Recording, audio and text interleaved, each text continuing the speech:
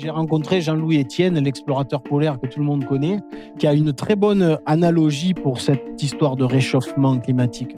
Lui, il prend la température d'un corps humain, en fait. Vous voyez, quand 37,2, 1 degré de plus, on n'est déjà pas très bien, hein, 38. 2 degrés de plus, 39, on reste chez soi. 40 degrés, on est limite d'aller à l'hôpital. Et voilà, c'est ça un écosystème qui se réchauffe. Tout est lié. Quand on va parler d'eau, on parle d'eau, d'énergie, d'alimentation, de santé. Vous avez fait ce soir tous et toutes d'être présents pour nous sensibiliser, nous éclairer. C'est peut-être qu'une petite goutte d'eau dans l'océan du travail qui a réalisé, mais cette goutte d'eau, c'est l'image qu'on a retenue pour notre forum, c'est-à-dire la planète au sein de cette goutte d'eau. Quand on se met à l'échelle de la planète, les problématiques liées à l'eau sont des problématiques qui sont effectivement extrêmement importantes. Je crois qu'il faudrait qu'on mesure la chance que nous avons et d'une certaine manière bien comprendre que les situations qui sont devant nous vont sans aucun doute nous amener à changer le regard que nous avons sur l'eau. Quand vous êtes sur le continent africain, dans les régions sahéliennes, que vous avez la dernière goutte de pluie qui tombe au mois de septembre et que vous savez que vous n'aurez pas de précipitations avant le mois de juin ou le mois de juillet l'année prochaine, lorsque les pluies sont là, vous avez un autre regard. Donc ça, c'est extrêmement important parce que on n'avancera pas dans ces difficultés si à un moment donné, on ne prend pas conscience de la valeur de l'eau.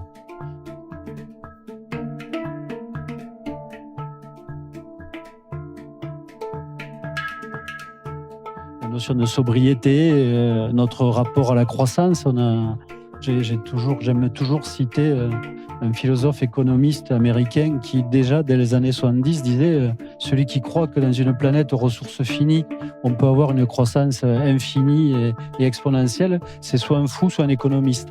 Mais c'est vrai, la ressource, elle est finie et on ne pourra pas. On est de plus en plus nombreux sur la planète et on ne va pas toujours avoir plus, tous. Mais ça, je dis, il n'y a pas une génération d'humains qui, depuis l'histoire de l'homme, a eu entre les mains l'avenir de ce qui allait se passer pour les petits-enfants. Et ça ne doit pas être une punition, ça doit être un enjeu majeur, un enjeu positif. Et je pense que si on le traite comme ça, et si on n'a pas une écologie punitive, on va attirer de l'enthousiasme pour bâtir quelque chose qui... Voilà, c'était le petit message que je voulais faire passer parce que j'y crois. Comme Eric, je suis un optimiste, même si je vois des catastrophes tous les jours, je crois encore en notre capacité à inverser la courbe.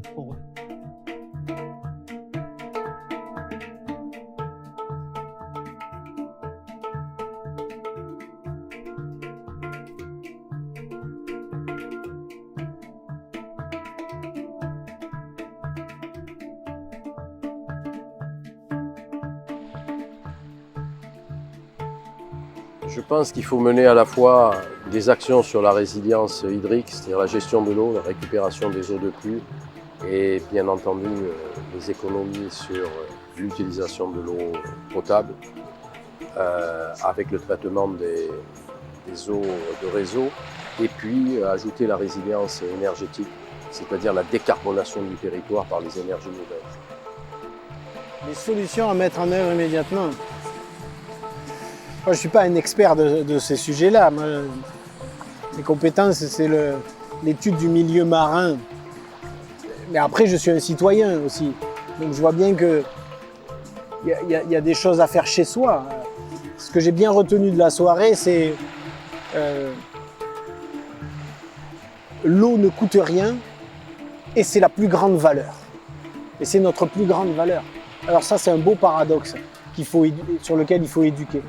L'eau qui ne coûte rien, il suffit d'ouvrir le robinet, et pourtant c'est la plus grande valeur. Et donc je crois qu'il y a tout un travail d'éducation à faire sur reconsidérer l'eau. Il faut la sacraliser. Il y a des pays, c'est déjà le cas, hein, des pays où il n'y a pas d'eau, l'eau c'est sacré, quoi. Chez nous, ça ne l'est pas depuis des décennies. Ça l'a été à une époque, surtout dans des régions un peu sèches comme le sud de la France. Mais aujourd'hui, ça ne l'est plus du tout. Donc il faut remettre... J'aurais jamais cru dire un truc pareil, je ne suis pas religieux, mais il faut mettre du sacré dans l'eau. Il faut remettre du sacré dans l'eau, il faut la considérer, la mettre sur un piédestal, cette eau. Ça, c'est en termes d'éducation. Et après, il y a à nos dirigeants, nos décideurs, de prendre les mesures qu'il faut dans le retraitement de l'eau, dans son usage. Voilà, là, ça dépasse le citoyen. Alors, première solution, c'est déjà de mobiliser tout le monde, toutes les parties prenantes, tous les acteurs. Mettre tout le monde autour de la table et réexpliquer que tout se tient. Tout est imbriqué et demain, il n'y a pas une solution miracle, mais bien une mosaïque de solutions qu'il va falloir mobiliser. Et pour ça, être capable de prendre des exemples de ce qui se fait de bien ailleurs, que ce soit en termes de réutilisation des eaux usées pour l'eau potable en Namibie, que ce soit en termes de tarification éco-solidaire et de ce qu'on peut voir dans les pays du Sud, que ce soit encore en termes de gestion de l'offre et de la demande, pour remettre au centre en fait, la décision et l'adéquation entre les usages d'un côté et la mobilisation de la ressource d'eau.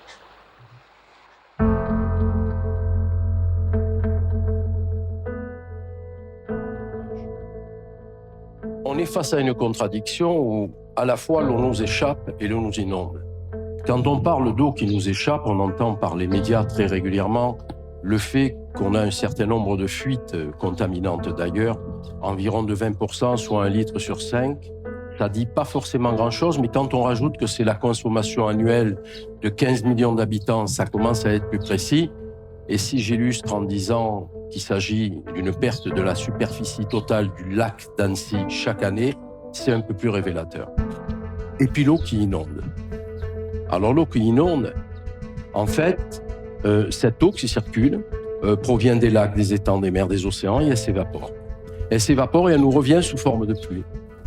Et alors, 65% de cette pluie qui tombe s'évapore immédiatement dès qu'elle arrive au sol. Des raisons d'évapotranspiration, d'imperméabilisation, de réchauffement climatique.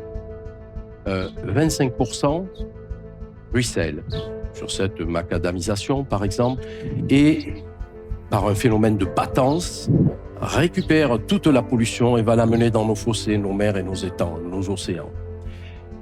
Il reste donc 10% où l'eau qui tombe s'infiltre dans les sols. Première question, est-ce qu'on ne peut pas inverser la tendance et considérer que si seulement 10% s'infiltrent dans la nappe, on ne peut pas créer les conditions pour qu'on ne considère plus la nappe simplement comme un lieu de prélèvement, mais aussi un lieu d'injection de l'eau. Les types de solutions sont connus, elles sont diverses. Les types d'impact des changements climatiques, on en a parlé, ils sont connus. Sécheresse, inondation, qualité, biodiversité. Que les impacts des changements climatiques sont beaucoup plus rapides que ce qu'on aurait pu imaginer il y a encore même 10 ans, même 5 ans.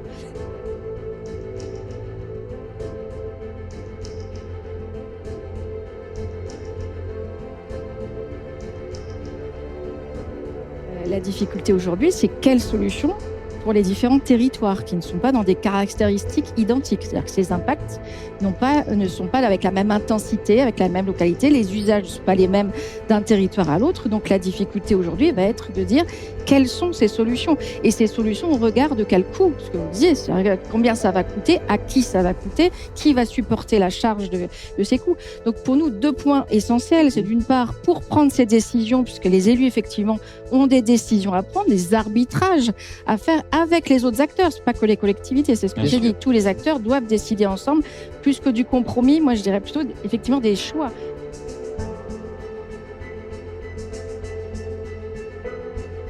C'est important d'être là pour rebondir un petit peu sur ce qu'il disait tout à l'heure et ces 2 milliards de personnes qui n'ont pas d'eau potable et ces 4 milliards de personnes qui ont des conditions dangereuses. Et si vous voulez, il y a beaucoup de personnes qui décèdent encore des problèmes liés à l'eau. Il y a le choléra. Le choléra fait partie des maladies sur lesquelles il faut quand même interpeller la population. Notamment, il y a les salmonelloses, il y a la polio, il y en a tellement, il y a beaucoup de pathologies bactériennes qu'il est important malgré tout de le rappeler et d'interpeller la population autour de ça.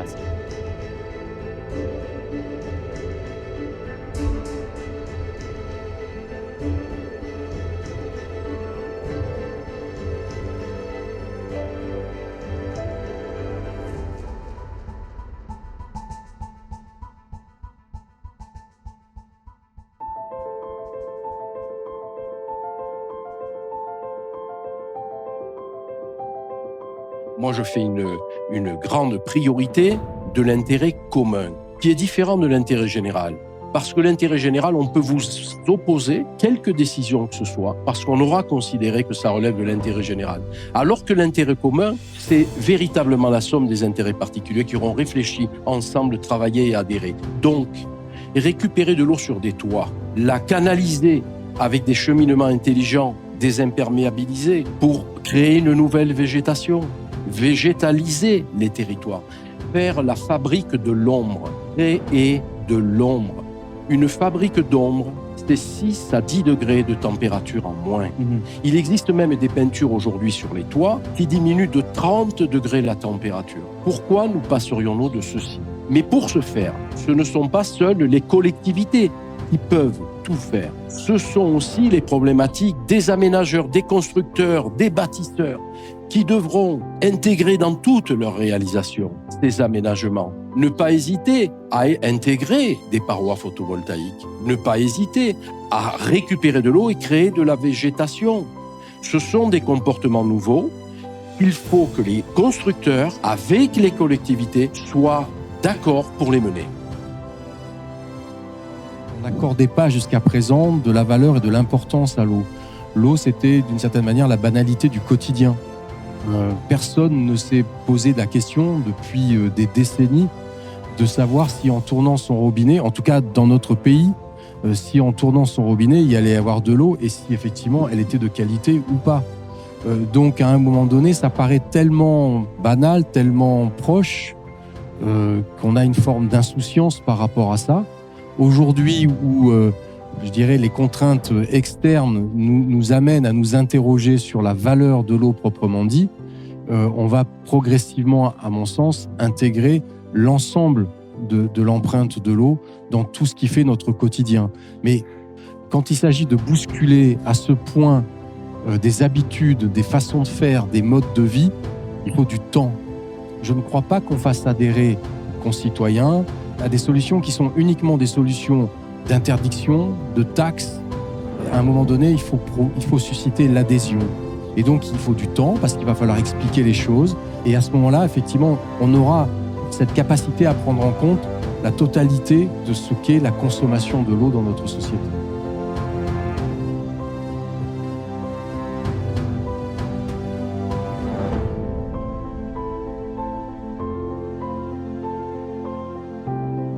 Dans 10 ans, quoi qu'il arrive, ça sera pire qu'aujourd'hui.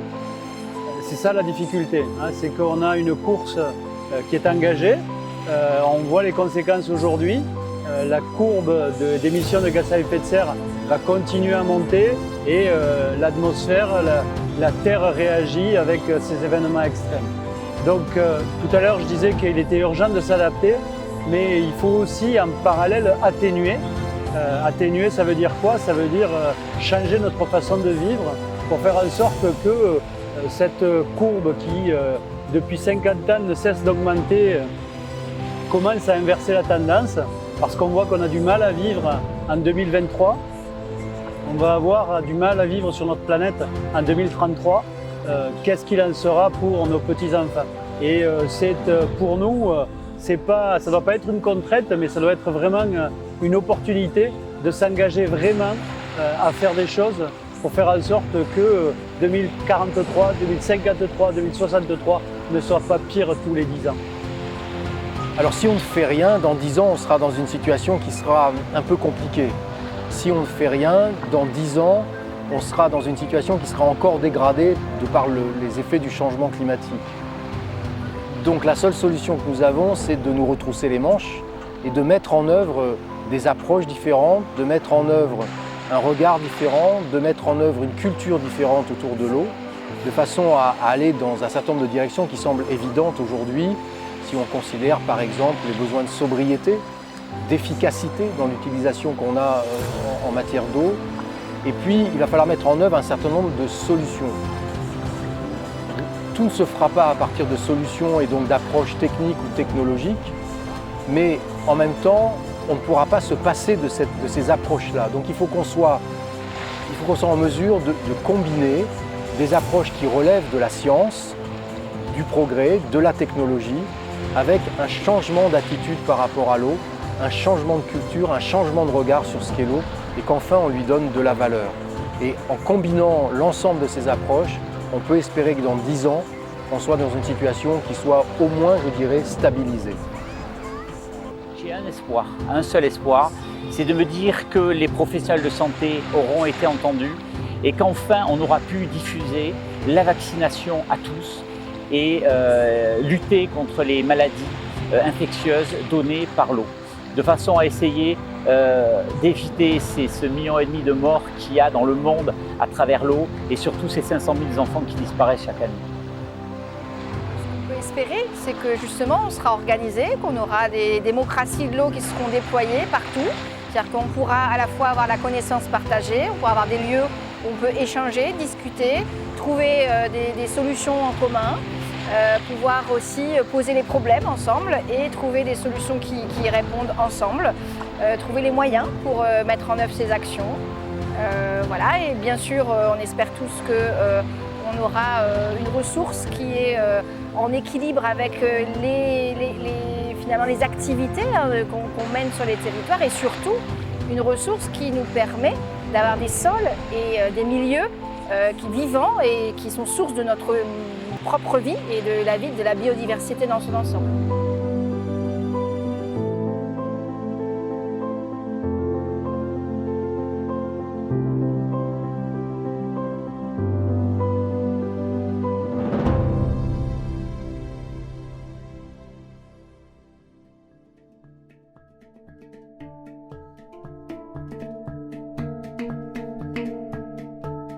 Puisqu'on a parlé évidemment des enjeux du dérèglement climatique sur la ressource en eau, mais aussi sur la biodiversité. Et donc on voit bien que pour la protéger, cette biodiversité, il va falloir trouver des solutions, imaginer des dispositifs.